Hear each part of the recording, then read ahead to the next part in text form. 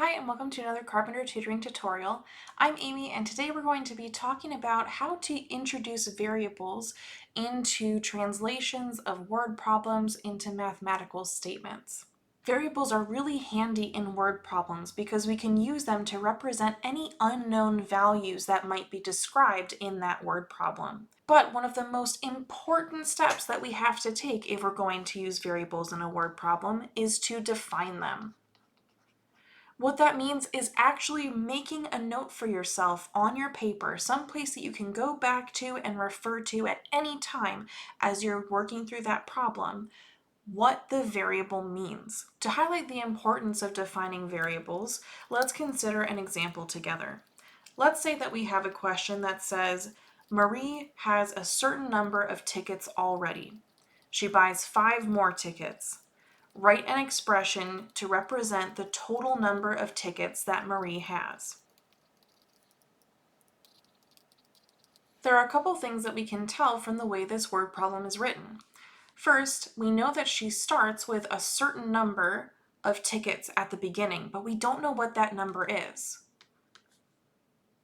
We know that she buys 5, and we know that she buys 5 more. That's going to be important for telling us what operation is going on. Another hint toward the operation that we're being asked to use is that we're being asked to represent the total number of tickets that Marie has.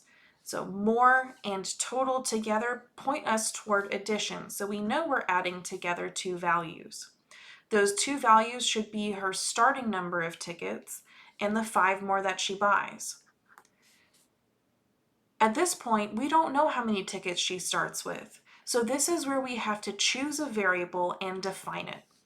I'm going to choose the variable t because I usually like to choose a variable that starts with the first letter of the thing it's representing. So for me, that variable is representing tickets, so I'll use t for tickets. But off to the side for myself, I'm going to write a note that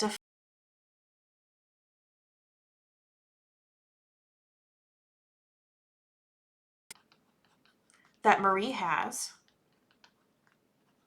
at the beginning of the problem. This is defining the variable. It's leaving a note for yourself telling you what that variable represents so that you're able to come back at the end of the question and make sure you have a complete understanding of what that variable means in the context of the original problem. So now that I've defined my variable, I can use it in my expression to represent that certain number of tickets Marie already had. That was our first value, so it will be what I represent first. Now I have an expression that represents the total number of tickets Marie has, her starting value, which we defined as t, plus the 5 additional tickets that she buys. Defining variables gets even more important when we have multiple variables in the same equation. So let's take a look at a situation like that.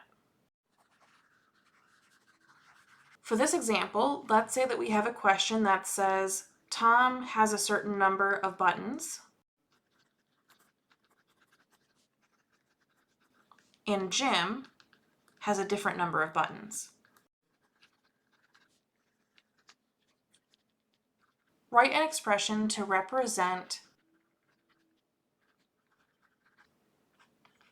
the total number of buttons they have. Again, we can pick out some important information from the sentences themselves. The first thing is that we know there's a certain number of buttons in Tom's possession, and there's a different number, another unique number of buttons that Jim has in his possession. We're being asked for the total again, which once again will point us in the direction of addition. But we don't have any actual numbers to represent how many buttons Tom has and how many buttons Jim has. So this is where defining our variables becomes very, very important. Since we know that there's supposed to be 2 different numbers of buttons, I have to use 2 different variables, one to represent the number of buttons that Tom has and one to represent the number of buttons that Jim has. Again, I like to use variables that relate some way to the words that they're defining, so I'm going to use the letters from their names.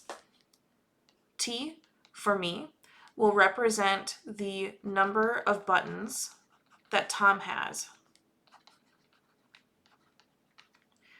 while J will represent the number of buttons that Jim has.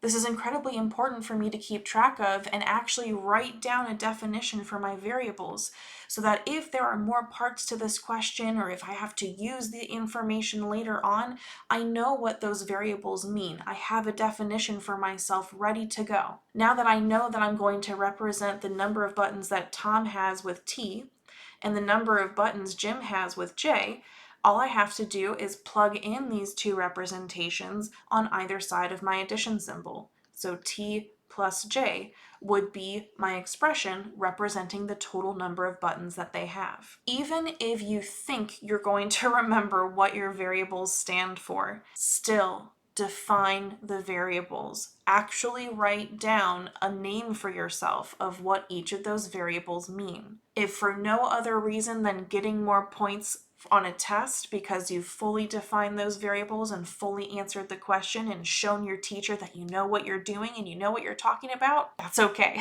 But no matter what the reason is, if it's for more points or because you know it's the most complete way to answer a mathematical question, always make sure that you define your variables. I hope this has been a helpful exercise in learning about how to use variables in word problems. As always, if you have any other questions, please let me know in the comments.